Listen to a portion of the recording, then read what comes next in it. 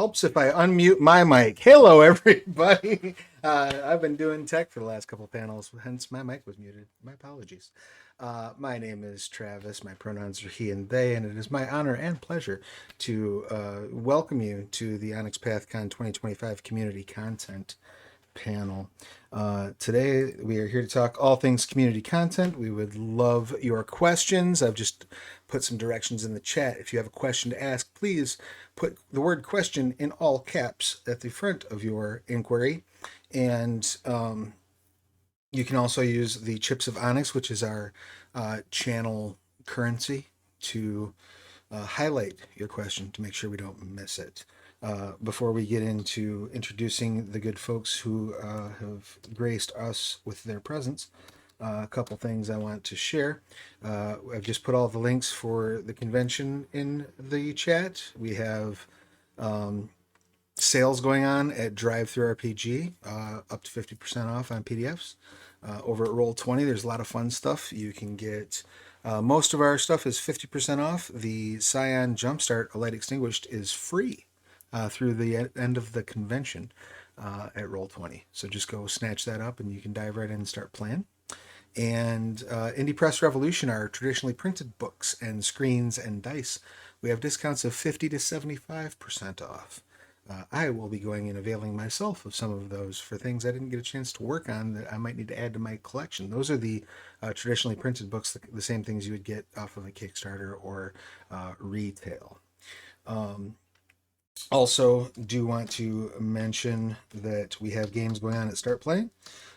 These are being run by pro GMs, myself included. I have a game of The World Below set up to run at 8 p.m. Eastern. If you're interested in that, the sales for those tickets for my game will close as the convention closes. I know there's a couple other games on there.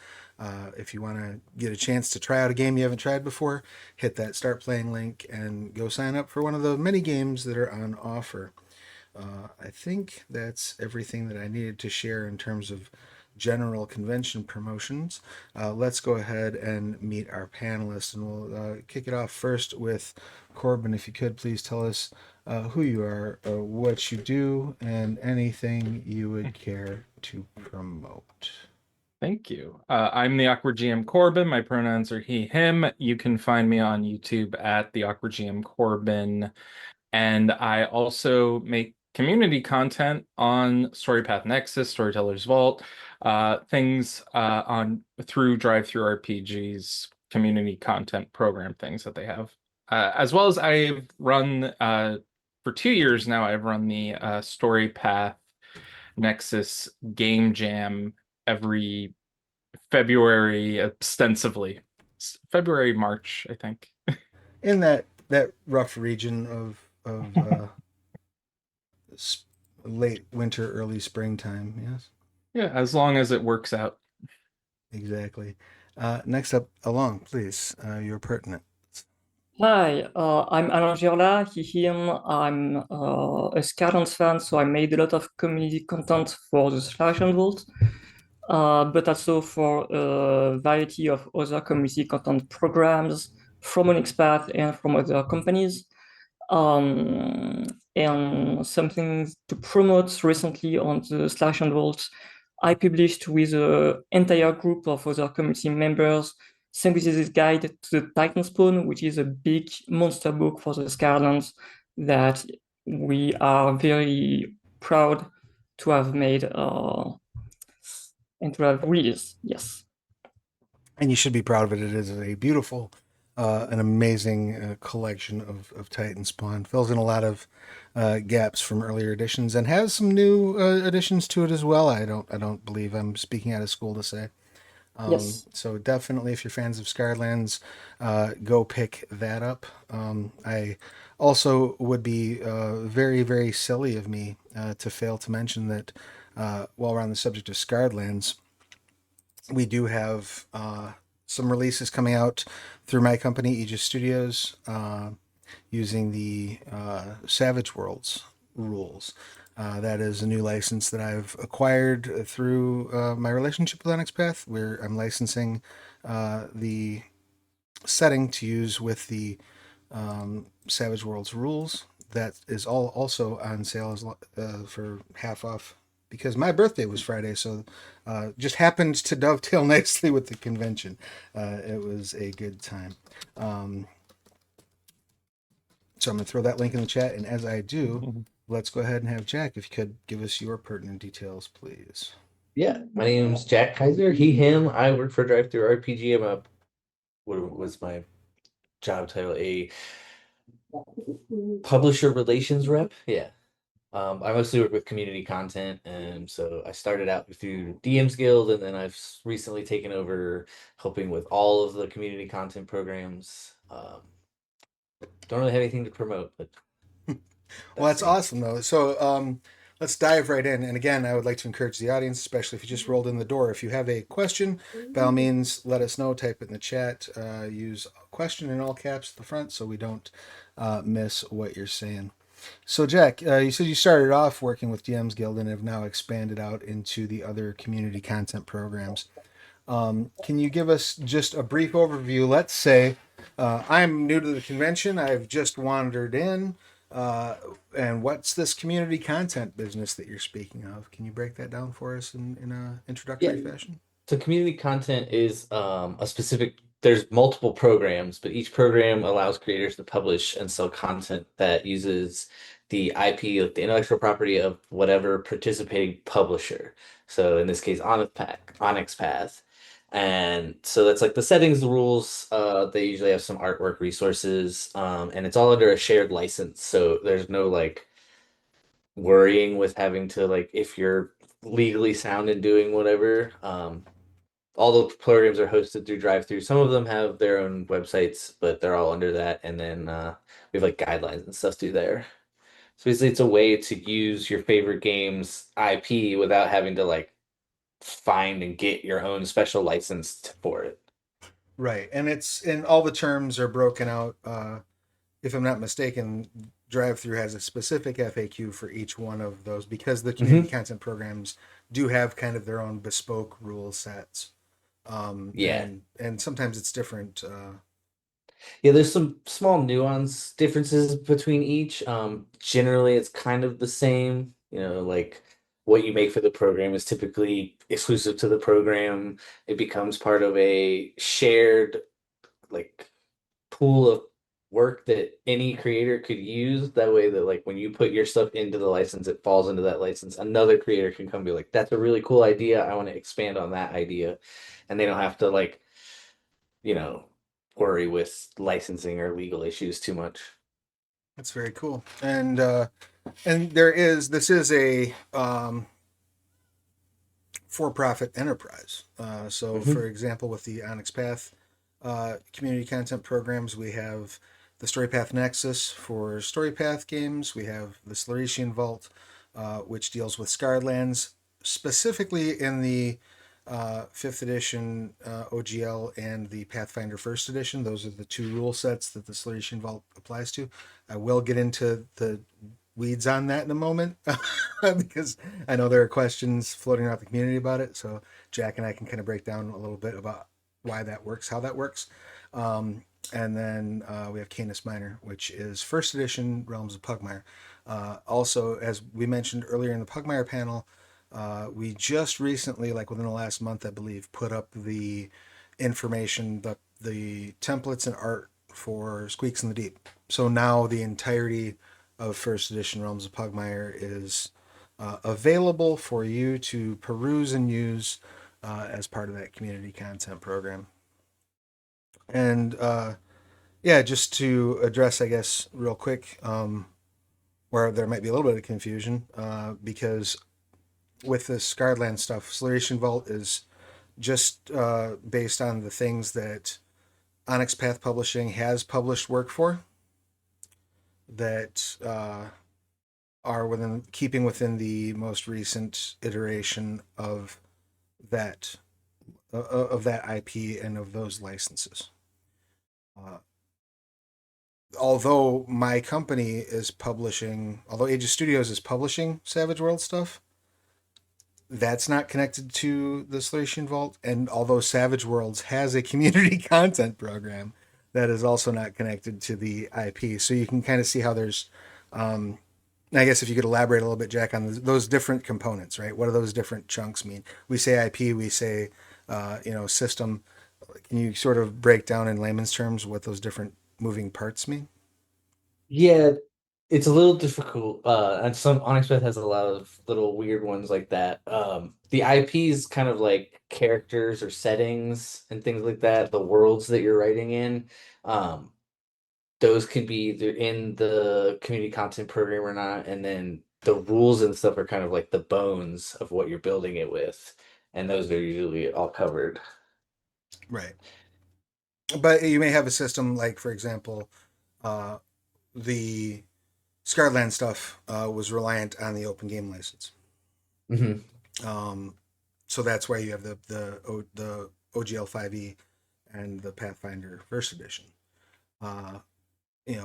D&D has recently released the 2024 rules under Creative Commons, but Onyx Path has not done anything with Scarlands for 2024, so it would be, among other reasons, it would be a little premature to open that up to community content if there's nothing official published under that rule set. Right. But also, that works differently. That is a different set of rules in and of its own than the open game license, so it requires different considerations and different things to think about and different approaches to make.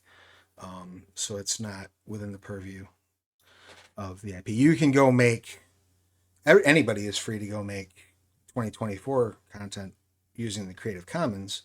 You're just not able to access the Scarlands IP. Make sense? So that said, I know that a couple of you, I know you've done community content under a few different setups at this time, correct? What all Yes. have you published under so far? Sorry, come again? Which all community content programs have you published So I've material for? published for all three of Onyx Path content programs. So Slarecian Vault, Canis Minor, Storypath Nexus. Notably, I published something for the game jams that Corbin organized recently. And also for the DM's Guild, even though you won't find this product again because I've removed them. So but still, I still did the work of publishing for the Games Guild, and I published recently for the SWAG, so the Savage World Adventurers Guild, as well. And I plan to keep doing more work for the Savage World system.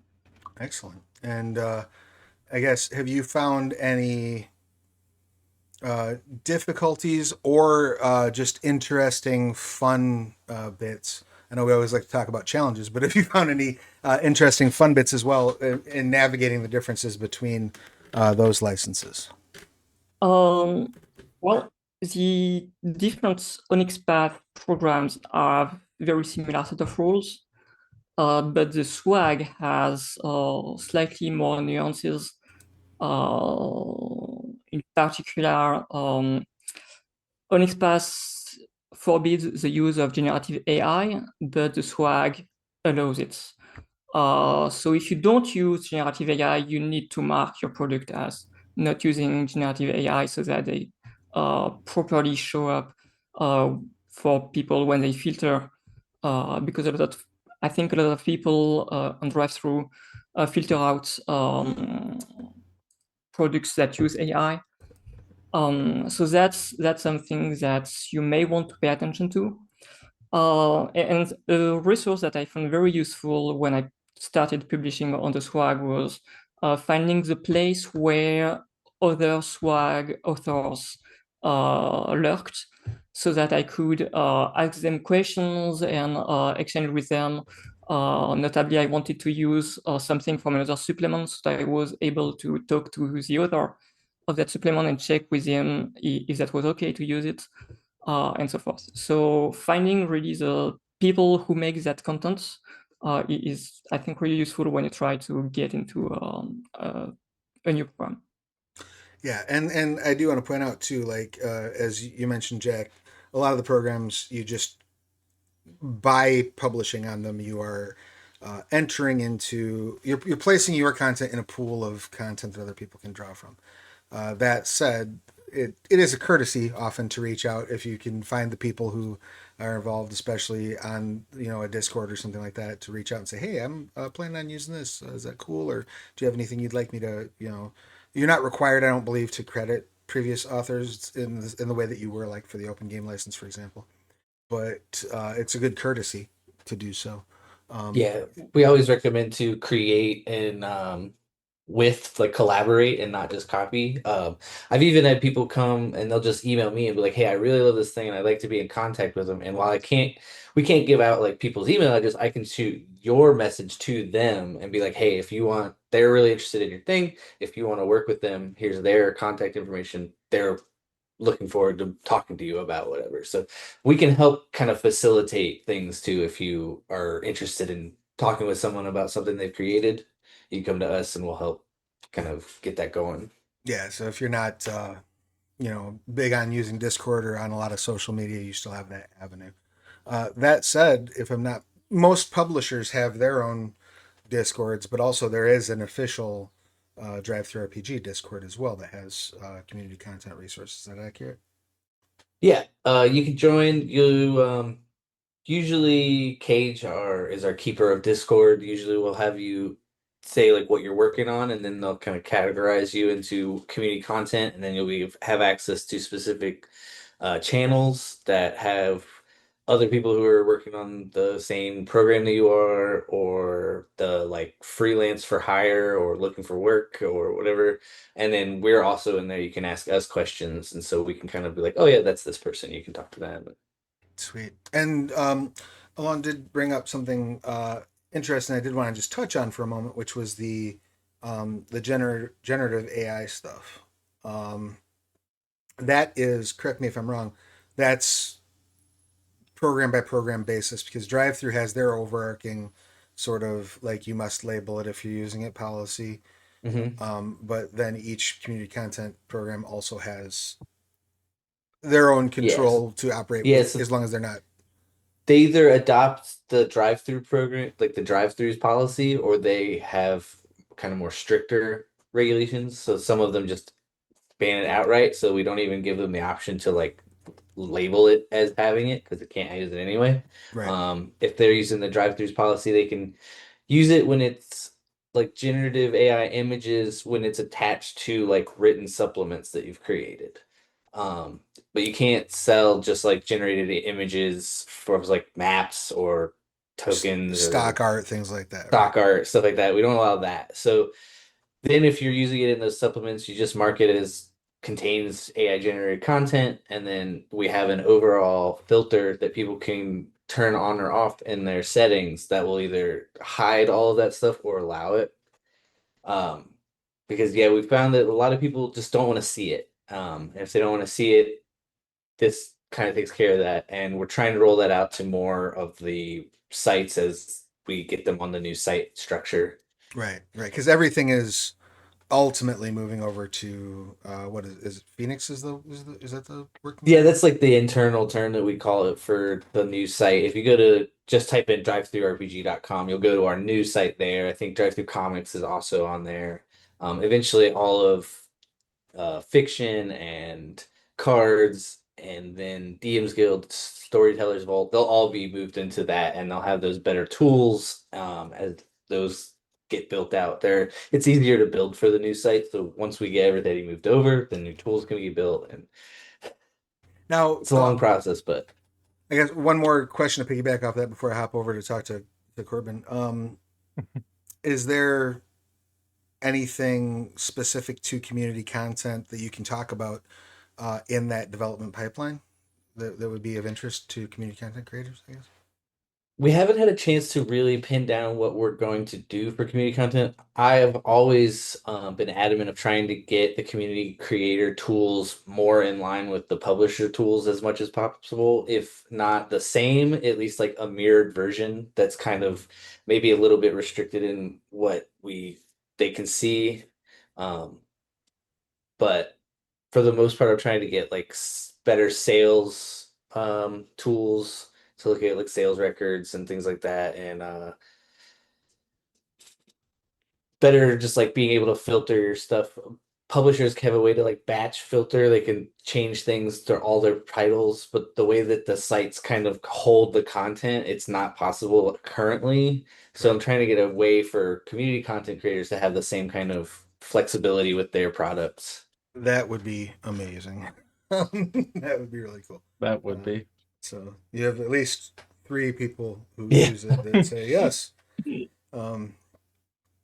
So hopping back over to Corbin for a moment, and I appreciate your patience. Alain had mentioned earlier the having submitted for the Game Jam.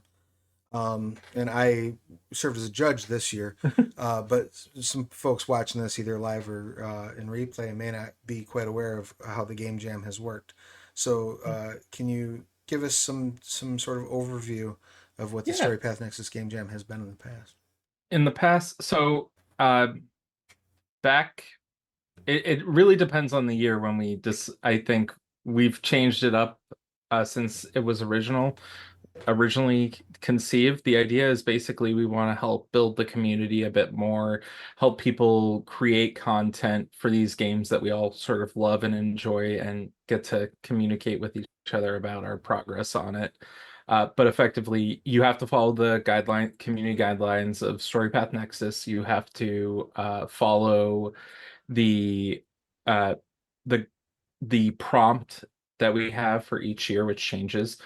Game jams, if you're unaware, are a thing that are done typically in like video game spaces. It was popularized in, I think, but now it's moved over TTRPGs and stuff like that for many years now, probably.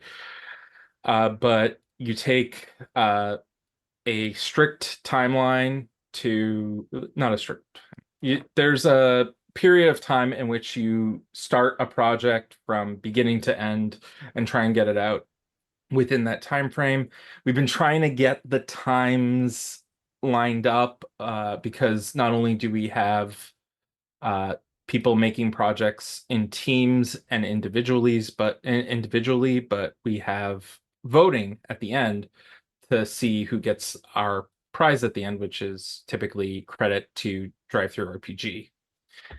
Thank you, Drive-Thru RPG, for helping with that.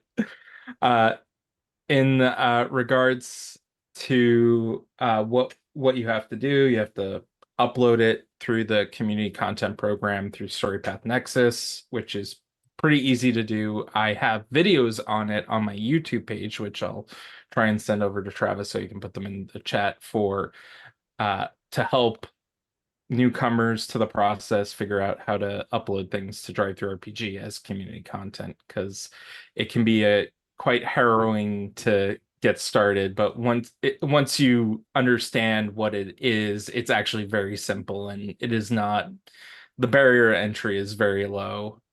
100%. I find 100%. I would agree. And you do have folks like Jack that you can reach out to as well once you I believe, I guess, Jack, do you know if there's anything that you have to do before you get the option to just reach out to the community content? I think that's just like a straight link. I don't even think you need an account to email us. It'll just, there should be like a link to contact us down on the website. Honestly, they all will end up coming back to me. It might go by way of customer service. Sometimes they see our questions and are like, "This isn't me," and I'm like, "Yeah, that's fine."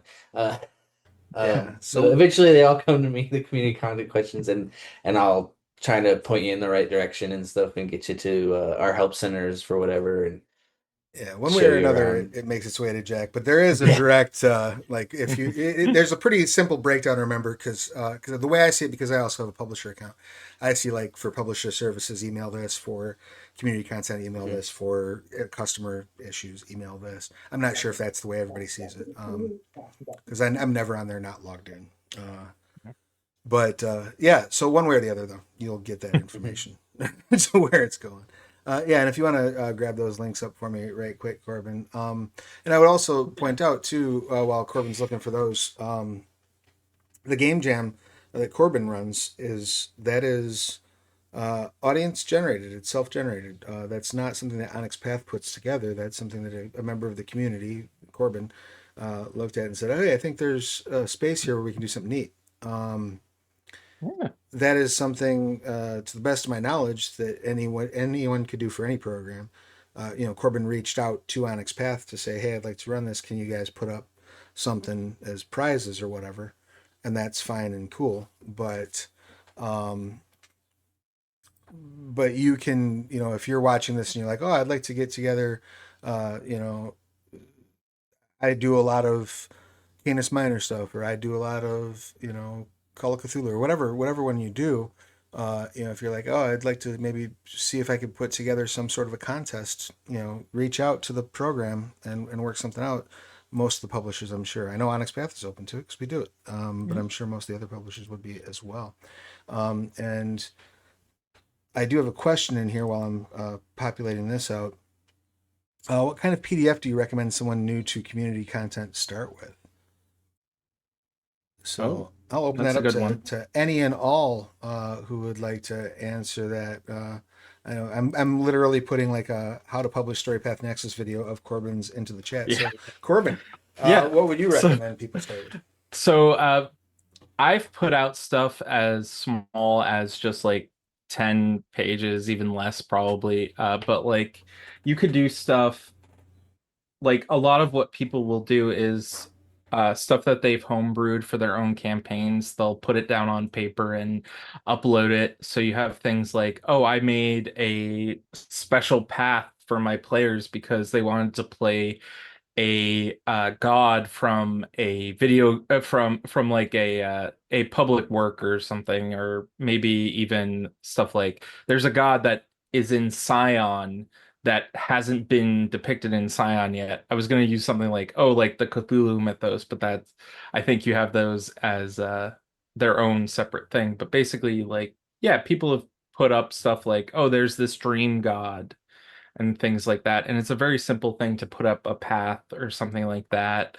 I put up one year a mission generator for Trinity Continuum because I like plot hooks are very difficult to come by, so I'll have that randomly generated. But like there's just so much you could do. Honestly, if your first project is something that you're passionate about, just go for it.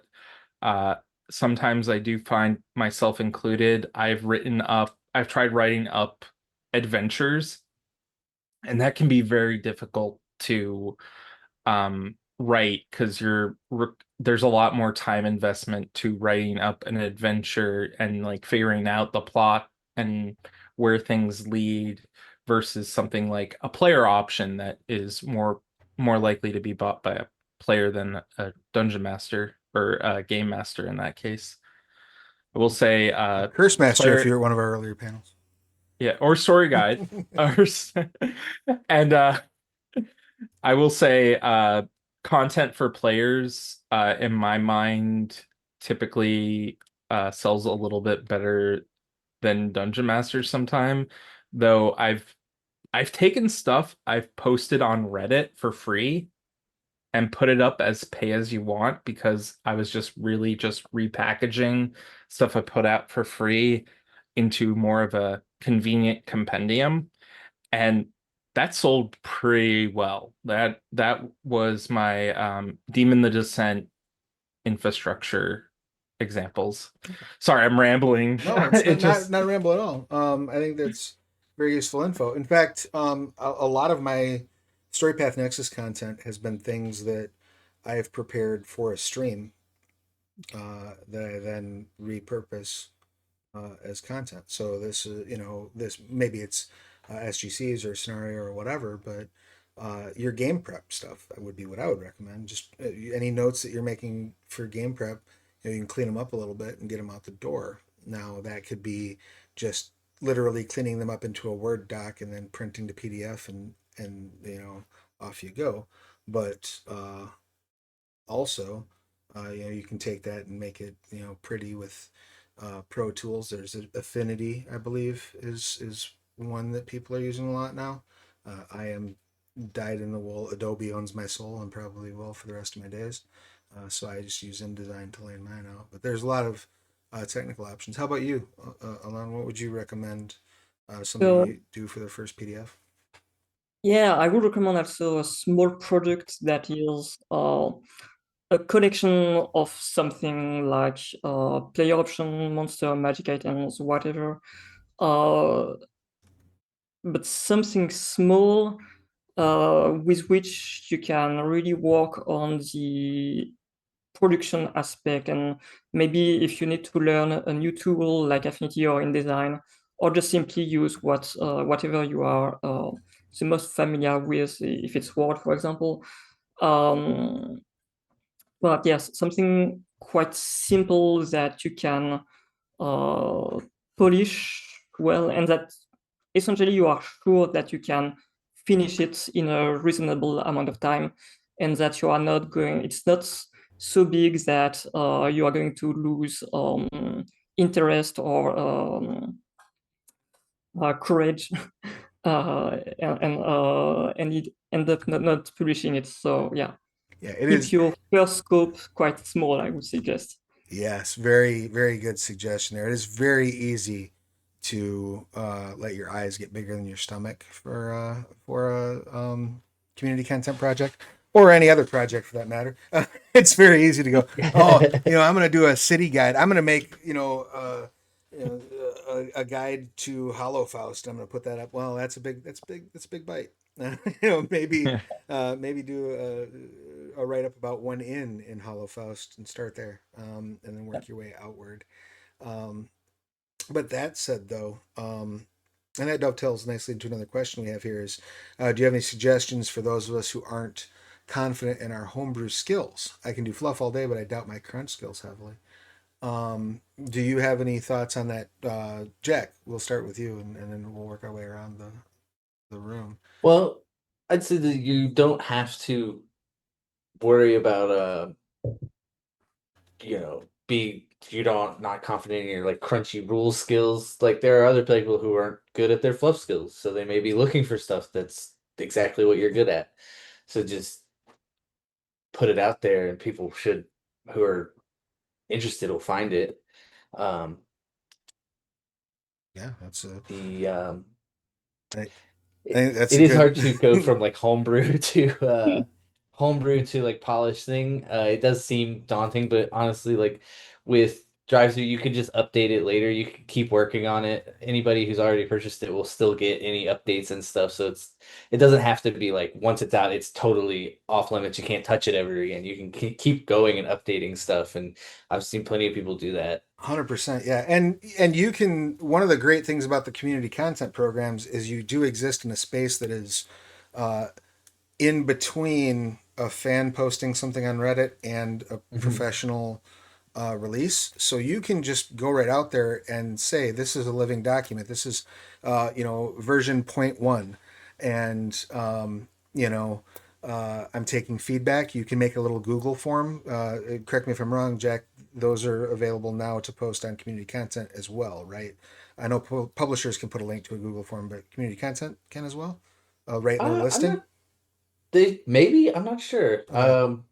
It could have been whitelisted. I just never heard about it. Yeah, Um, I know it is for if publishers. I I know would. you could put them in your PDF too, so you could have a Sure. Yeah. link in the PDF right there that people could or in your if there's a purchase note, there's an option there. You could probably put it in that. Yeah. Any point being, you can make up a Google form that has like Yeah. feedback questions, and then you can Mhm. literally let the customers let you know. Oh, I really like that. You might be a lot better at crunch than you think you are, for one thing. But it's very easy to be like, oh, I'm not so good at that, and people will pick it up and they'll love it. But you can get that feedback, and you can then use that to improve. Do you have any thoughts on the crunch question, Along? Do you have any? Yeah. First of all, publish it.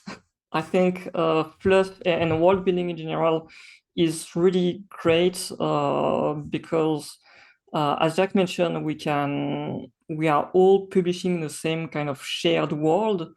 And I know that I have referenced elements of world building from other author and vice versa, and it's very rewarding when someone comes, hey, I really like your ideas, and let me expand on that. So that would be one suggestion. The other is to reach out to other community content creators and see if they want maybe to help you polish that crunch, or maybe do the crunch for you.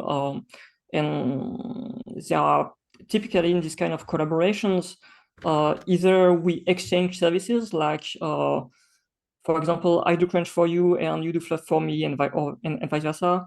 Or we can set up royalty shares, so that you get X% of the revenue for that book, and I get the X% remaining.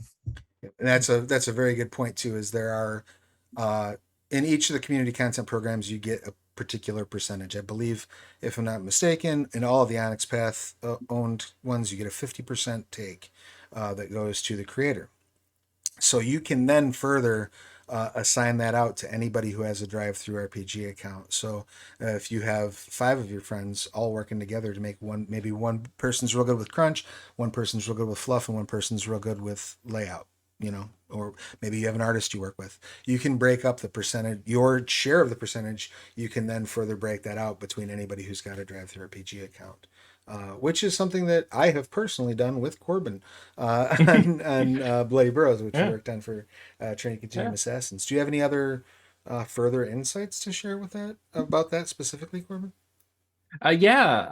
So in regards to the fluff and versus the crunch, I was just looking up because I had seen this question asked, and I've been looking at the community content guidelines for the program for Storypath Nexus. And allowable media, it says here in a section that you're allowed to have not just adventures and other RPG game support materials, but also fiction of any length, but it must be prose only. There are limitations for other media like computer games and music and comics that you can't do, but you can just write a book if you want, or short story.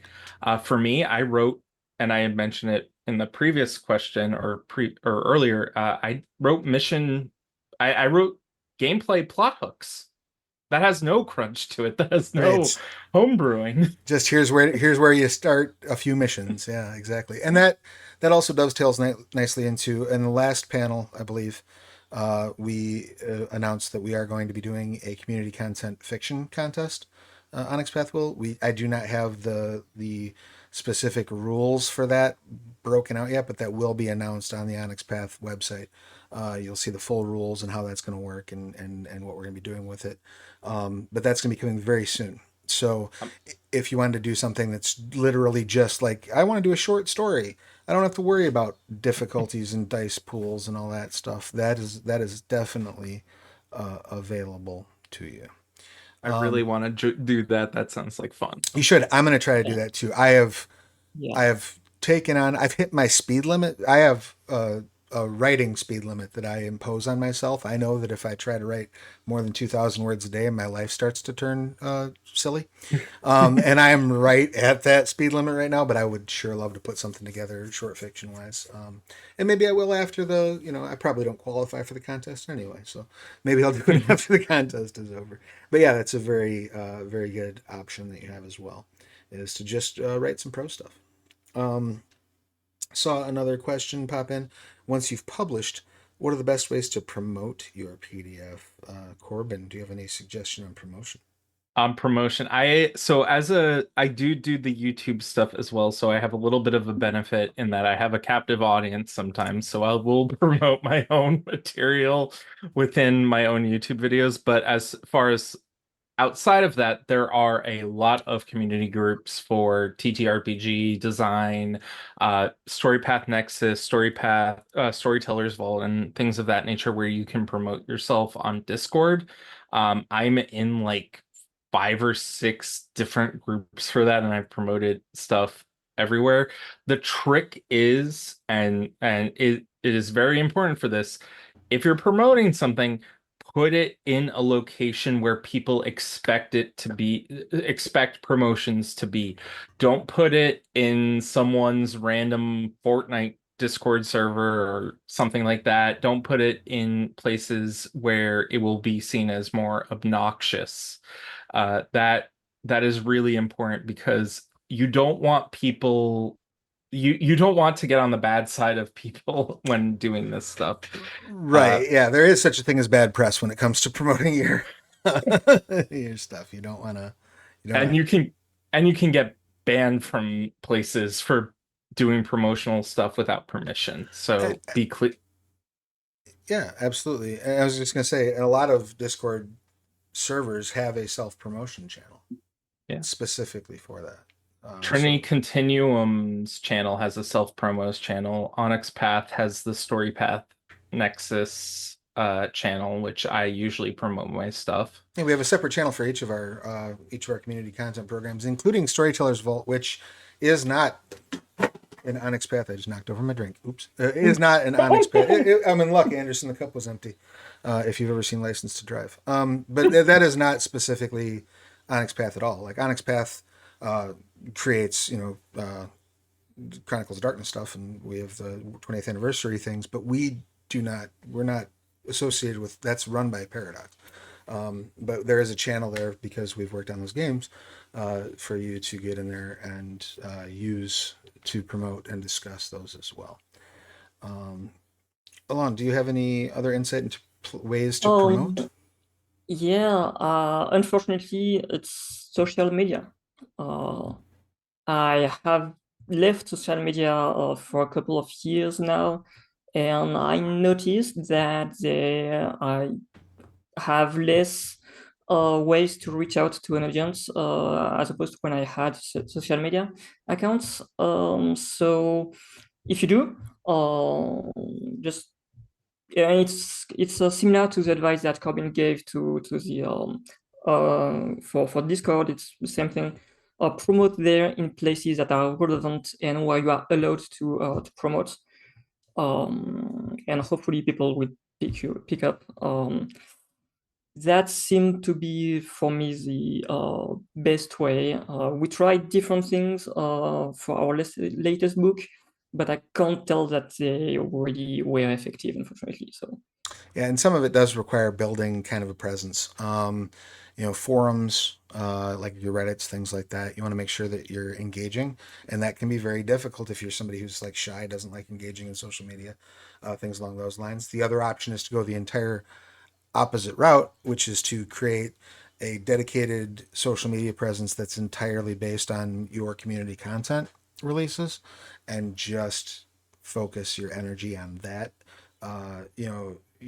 If you do that, I would recommend not having it just be promotion. Maybe do, let's say you start at TikTok, maybe yes, every third TikTok you're talking about a book you're releasing, but maybe in between you do a little TikTok where you talk about like the process of working on it or some ideas or, 5 things I do when I'm writing, stuff like that. Those are all ways you can do it. If you're just speaking as someone who, for my own personal social media, has become way more just promotion related, it is difficult to do, and social media is far more siloed off than it was even pre-pandemic. It's not like we all go to one website where we're all hanging out. Those days are dwindling. There are 100 different places where people are going. But that said, get in those places and start talking yourself up. Jack, do you have any insight into promotion? That's exactly what I was gonna say, is to find where the communities are and just join them and be a part of them. And don't just like go into them being like, I'm just gonna come in and throw my thing on the wall and leave. Like if you join the communities and you interact with people and actually like work together or talk about things. I know there's lots of like tabletop RPG YouTubers, and they probably have their own communities, and if you join those communities and become a part of that community, you'll be seen as like not just somebody who's like a billboard, but you're actually like this is the person who's contributing stuff and they're making something cool and we can go check it out, and it gives you like some I'm not sure the word I'm looking for, but people will understand that you're not just trying to get them to buy something. You're interested in, you're all interested in the same stuff. You build up your reputation. Right. Yes. You come across as a member of the community, which is what you are, right? You Yeah, are exactly. there is, I think, sometimes and this happens across all the community content programs, but especially I've seen it in DM's Guild. Where someone like generally like creates a company, and that company's purpose is to create community content, and that's fine and good, but that's a different thing than what we're talking about on this. That's beyond the scope of this panel. That's a thing you can do, right? But I wouldn't recommend trying that for your first release. No, I think people get kind of lost in the being a creator, and they forget that they're part of a community, and that it's not just putting out stuff, but it's also like taking in other people's stuff, and when other people ask for feedback, give them feedback, and they'll be more open to reciprocating that feedback to you. Another good one is then, while doing that, just have a release cadence. Like if you're releasing one thing every month, people will see it, and your name will pop up on that newest column every month, or however frequently. And then each one you can kind of link back to your older stuff. Every new thing can link back to your older things. So as you're growing in those communities, and a new person finds you, and you've been embedded in that community for however long, you can then have your new thing. They find it and they're like, wow, this person's got 50 titles, and I'm just gonna buy all of them. Yeah. Because I know that they're I'm sorry, you're gonna say, I didn't mean to cut you off. I was gonna say, because then they know that like this person didn't just pop up and put out a bunch of stuff all at once and never talk about it or anything, and you've got that reputation. Your reputation precedes you then, and all your products. So like they'll be more willing to just give you a chance on the one, and the one will sell your other ones. Yeah, there's kind of a plume effect whenever you release something new, and that goes across the board. That even works for the company wise. You release something new for a line, your old stuff will start to see a bump in sales. I actually have a question for Jack in that regard. Can community content creators make bundles? Yeah, they should be able to. Yeah. Oh, yeah. Yeah, so bundling all your stuff is a great way. We've seen a lot of bigger companies have gone to the way of like making like a massive like ultimate bundle of everything. It doesn't sell super like a lot of them, but when they do, that's a big drop of like $200 or something, because it's just all their products. Somebody's decided this is my favorite game. This is my favorite creator, and you're just gonna buy everything they have. And so bundles are a great way to do that, because they're dynamic, and so like if somebody's bought something outside of the bundle, it gives it a little discount, so it looks nice to purchase the whole rest of it. It also can, depending on how you run the bundle, if you add things to it later, that allows the people who already own your bundle to get those new things at a cheaper rate as well, I believe, because you can go back in and repurchase it effectively, getting the break on what you already have. And you can also do team bundles. We've done this a little bit. I don't remember the occasion I did this for, but I did one for Storyteller's Vault and one for Storypath Nexus, I believe, last year, where multiple creators, one creator creates the bundle, and they assign it a bundle ID and a password, and then others can join on that bundle as well. So if you have a couple friends that also create, you can sort of do a team effort, and that always helps. The community is the biggest thing that will help you with community content is community. I think that's really a way to tackle it. There was something else that you had brought up that had sort of tickled my brain, and I completely forgot what it was now. I have a nice trick to share about bundles. By all means, please do. If I can, which is if you have a series of small supplements and you plan to have a kind of collected supplement at the end with all, which combines all the first entries, then you can just make a bundle for that so that people who have bought the individual volumes can buy the completed collection, which is just one single PDF at a reduced price. Yeah. So that's a nice trick with vendors. Yeah, and that also helps you with building reputation as well, because you are putting out these sort of serialized things. The more releases, the better. Absolutely. That was the other thing I was going to mention too. We had talked earlier about using the ability to re-upload or to update your product as a design refinement tool. That's also a nice way to use as an audience building tool. Because if you're doing a thing, I remember I did a release for DM's Guild a while ago where I was doing a different blood hunter for every domain of dread for Ravenloft. And I would literally, like, every time I would add 2 more, I would increase the price by like 50 cents or something like that. So it was a neat way to draw eyes to it. I did it kind of as an experiment, but that's another way you can draw eyes onto a thing. Like, if you get in now, you get it for $1, and when I update it, you're going to get all the new updates. So there's kind of like this incentive too to buy early, and for anyone to see it as soon as they see it, to be like, oh, let me get on that, because I know that when it gets up to 30 different subclasses or whatever, it's going to be expensive. Whereas right now, if I get in inexpensively. So experimenting with things like that, ideas. There was somebody else I thought recently, if I'm not mistaken, that was doing something where they were effectively, it was kind of like stretch goals for crowdfunding, right? So like, I'm going to do this much as my base product. And then when we hit gold bestseller, I'm going to add X, Y, and Z. And then when we hit silver, I'm going to add A, B, and D. And then when we, and on down the road. And so announcing that roadmap out front as a way of sort of drawing eyes to it, I think is a very cool thing. So, I mean, I guess, and Jack, feel free to step on my foot if I'm wrong here, but,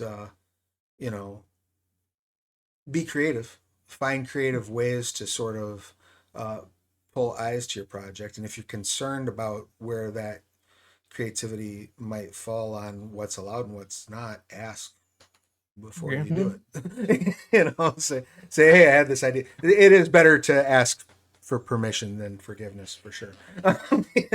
Definitely.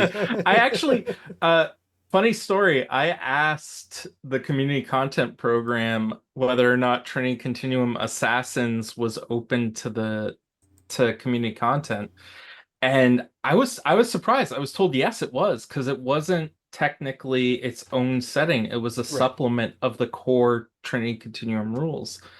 And that just like blew my mind at the time, because I was like, oh, finally I can do this. Yep. Whereas if I had put it out without asking, that answer could have been completely different. That could have been like, we don't know what we're doing. Like, we weren't expecting this to happen.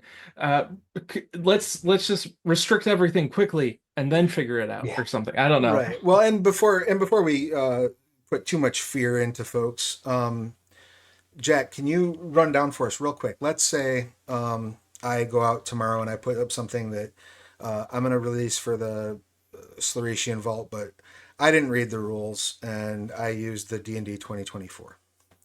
Can you walk us through what happens when that happens? When somebody makes a mistake, they're not being malicious. They're just, oops, I did this wrong. So can you walk us through kind of what the process looks like? The process is, if I see it or if somebody reports it, I will, depending on what the issue is, I will either deactivate it and reach out to you and be like, hey, that's not where that goes. You should put that over here. Let me tell you how. Here's some resources on how to get that done. Or if it's in the right place, but maybe it has some stuff that's not allowed, I'll be like, just take that stuff out, rework it so that that's not in it, and then we can put it back up, and Bob's your uncle, go out your day. We're not gonna like ban you if like you've done something wrong and like it's just a mistake. Like that happens all the time. So it's not like you do. And a lot of times it's mostly like you're missing a logo or something. And with a lot of those, I won't even deactivate it. I'll just reach out and be like, hey, you need a logo. It's not that big a deal. Somebody who professionally puts out books all the time has forgotten to put their logo on the front of their community content stuff once in a while. It happens. We're human. You'd have to do something relatively egregious to get anything more than an email that says, hey, you should fix that. Yeah. My Disney inspired Storypath Nexus project with Disney in the logo Right. and Yeah, saying that's Mickey probably gonna Mouse, the path.